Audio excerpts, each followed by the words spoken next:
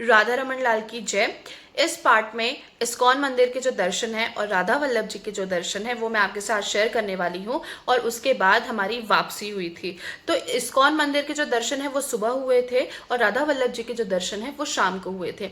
राधा वल्लभ जी के दर्शन, जो राधा वल्लभ मंदिर है, वो मैं आपको बता देती हूँ कि ये वही मंदिर है राधा वल्लभ संप्रदाय, जिनको हमारे प्रेमानंद महाराज जी जहाँ के अनुयायी हैं, जो मानते हैं राधा वल्लभ संप्रदाय की, वही वहाँ के हैं राधा वल्लभ मंदिर का।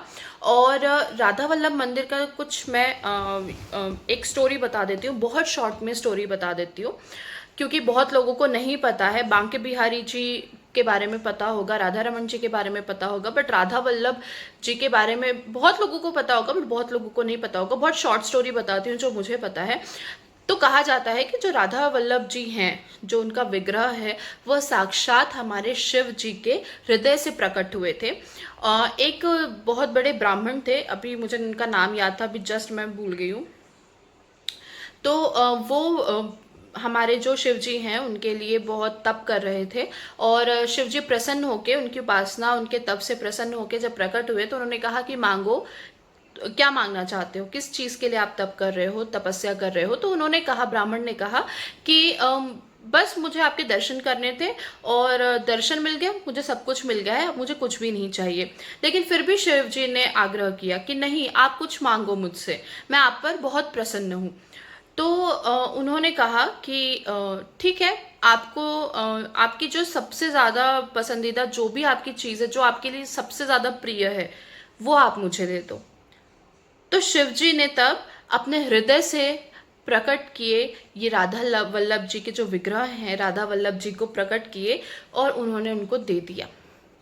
उन्होंने फिर उसके बारे में उपासना कैसे करते हैं, पूजा कैसे करते हैं, भोग कैसे लगाते हैं, ये सब कुछ शिव जी ने जो है उन्हें बताया। फिर उनके जो भी संप्रदाय के जो गोस्वामी, जो सेवक हैं, आज तक वैसे ही तरीके से उनकी पूजा भक्ति होती है। फिर उसके बाद वो उनको अपने गांव लेकर गए और काफ़ी दिनों तक उन्होंने उसी तरीके से पूजा उपासना की उनकी। फिर उन्होंने कहा कि जो भी मेरे दोनों बेटियों से शादी करेगा, मैं ये राधा वल्लभ जी को मैं उनको सौंप दूंगा। तो हमारे हित हरिवंश महाप्रभु जो हैं वो वहाँ से गुजर रहे थे। एक्चुअली वो 31 साल तक एक मुझे फिर नाम मैं भूल गई, जगह पे थे। वहां से फिर उन्होंने डिसाइड किया कि नहीं, अब मैं वृंदावन जाऊंगा। एक्चुअली उनके जो आराध्य थी हरिवंश महाप्रभु की, वो राधा रानी थी। तो अब उन्होंने डिसाइड किया कि मैं वृंदावन जाके रहूंगा। तो फिर वो जब वृंदावन आ रहे थे तो रास्ते में ही वो ब्राह्मण का गांव पड़ता है, तो वो वहीं ठहर गए। तो उन्हें रात्र में सपना हुआ और राधा रानी ने सपना दिया और उन्होंने कहा कि इसी गांव में हमारा विग्रह है, तो आप उनको, उस विग्रह को अपने साथ ले जाके वृंदावन में स्थापित कर दीजिए। तो हित हरिवंश महाप्रभु जी मिले ब्राह्मण से, उन्होंने फिर समझा, फिर उन्होंने उनकी दोनों बेटियों से शादी की और वो जो विग्रह है उनको साथ में लेकर वृंदावन आए और वृंदावन में लताओं से उनका मंदिर बनाया और उनको वहीं पे स्थापित किया, वहीं पे उनकी पूजा पाठ करने लग गए। फिर जो मंदिर है, जो मंदिर का जो भी निर्माण हुआ था, वो उनके पुत्र ने किया था, यानी हित हरिवंश महाप्रभु के पुत्र ने किया था। तो ये एक स्टोरी है उनकी। तो काफ़ी कुछ है वहाँ पर। मुगलों ने आक्रमण भी किया था, जो औरंगज़ेब है उन्होंने आक्रमण भी किया था, जिसकी वजह से हमारे जो राधा वल्लभ जी हैं उनको भरतपुर में, आई थिंक राजस्थान में या कहीं, हाँ भरतपुर में, उनको 123 साल के लिए रखा गया था। जब मुगलों का शासन चला गया तो वापस उनको वृंदावन में लाके स्थापित कर दिया गया। यहाँ तक कि ये भी बात कही जाती है कि जो अकबर हैं उन्होंने भी कितने बीघा जमीन, 180 बीघा जमीन मेरे ख्याल से, उन्होंने सातों विग्रह, जो भी 7 विग्रह जो प्रकट हुए हैं अपने आप वृंदावन में, उनके लिए जगह उन्होंने दी थी, जिसमें से 120 बीघा जमीन तो हमारे राधा वल्लभ जी को ही दी थी। तो औरंगजेब ने जब आक्रमण किए थे तो काफ़ी, हालांकि औरंगजेब जब आ रहे हैं, आक्रमण कर रहे हैं, उस वो सेवकों को पहले ही पता चल गया था। तो मैंने बताया कि उनका विग्रह जो है वो ऑलरेडी कहीं और जाके स्थापित कर दिए थे, राजस्थान में शायद भरतपुर में स्थापित कर दिए थे 123 साल के लिए। बट जो मंदिर है वो उन्होंने थोड़ा बहुत खंडित कर दिए थे, जो भी है थोड़ा बहुत वो हो गया था, तो फिर उसको हल्का सा रिनोवेट वापस फिर से किया गया मंदिर को। तो अब आप जब जाएंगे तो राधा वल्लभ जी के जो दर्शन करेंगे, तो आप ये सब स्टोरी एक अपने दिमाग में रखिएगा, या इसके बारे में और डिटेल जानना हो तो आप और ज़्यादा इसके बारे में जान सकते हैं। वहाँ जो सेवक हैं, जो वहाँ के गोस्वामी, उनसे आप जान सकते हैं, है ना। तो ये मैंने बताया कि हमारे राधा वल्लभ जी प्रकट कहाँ से हुए हैं। हालांकि मैं आपको बता दूं, हृदय से जो प्रकट हुए हैं शिव जी के, वो तो बात सही है, लेकिन उसके पहले शिव जी खुद उन राधा वल्लभ जी के बहुत सेवा भाव करते थे, और फिर उसके बाद उन्होंने ब्राह्मण को दे दिए। तो ये रही राधा वल्लभ जी की बात। तो अब जो मैं पार्ट दिखा रही हूँ, इसमें सबसे पहले इस्कॉन है और राधा वल्लभ है, एंड आई होप आप इस चीज़ को पसंद करेंगे। वृंदावन टूर का ये लास्ट पार्ट है, और जिसको भी पसंद आता है प्लीज़ लाइक करिए, सब्सक्राइब करिए, मुझे ज़्यादा खुशी होगी। इसके बाद जो कुछ भी अगर इम्पोर्टेंट कोई ऑस्पिशियस डे आएगा तो मैं आपके साथ ज़रूर शेयर करूँगी। राधा रमन लाल की जय। 6:30 बजे फ्री होकर हम इस्कॉन मंदिर के सामने आ गए थे। इस्कॉन मंदिर 7:30 बजे ओपन होने वाला था, तो हम यहीं वेट कर रहे थे। इस्कॉन, इसका फुल फॉर्म है international society for Krishna consciousness, जिसकी स्थापना 1966 में हुई थी हमारे स्वामी प्रभुपाद जी के द्वारा। ये जो इस्कॉन है, ये गौड़ीय वैष्णव संप्रदाय के अंतर्गत आता है, और इनकी जो शुरुआत है, मतलब गौड़ीय वैष्णव संप्रदाय की जो शुरुआत है, वो चैतन्य महाप्रभु के द्वारा हुई थी 16वीं शताब्दी में। चैतन्य महाप्रभु के शिष्य ही हैं गोपाल भट्ट गोस्वामी जी, जो मुख्य कारण है हमारे राधा रमन जी की प्राकट्य का। इस्कॉन की सबसे अच्छी खास बात मुझे ये लगती है कि वहाँ का कीर्तन जब आप सुनते हैं तो आप वहीं पर रम जाते हैं। इस्कॉन जैसे संगठनों के माध्यम से जब हम देखते हैं कि बाहर के, मतलब आउट ऑफ इंडिया के लोग भी, जैसे अमेरिका, रूस, ब्राजील, अफ्रीका, जापान जैसे देशों से लोग आकर भगवान श्री कृष्ण के चरणों में समर्पित हो रहे हैं, गौ माता की सेवा कर रहे हैं, संस्कृत श्लोकों में जप कर रहे हैं, तो हमें यह सोचने पर मजबूर होना पड़ता है कि हम अपनी ही संस्कृति और धर्म से क्यों दूर हो रहे हैं।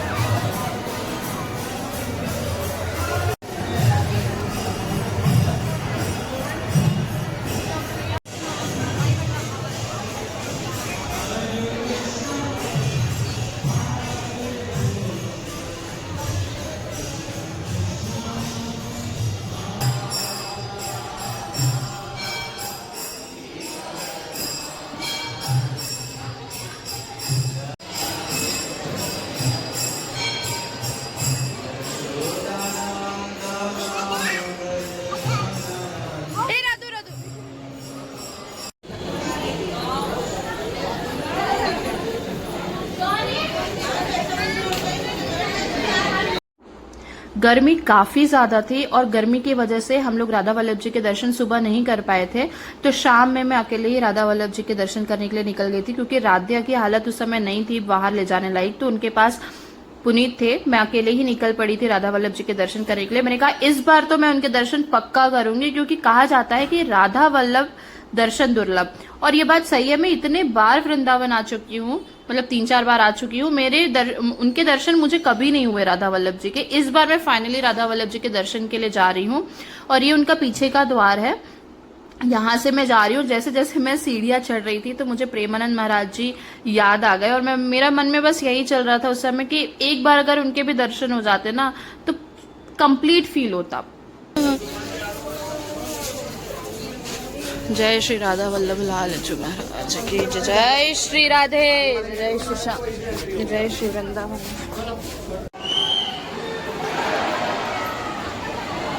ओहो,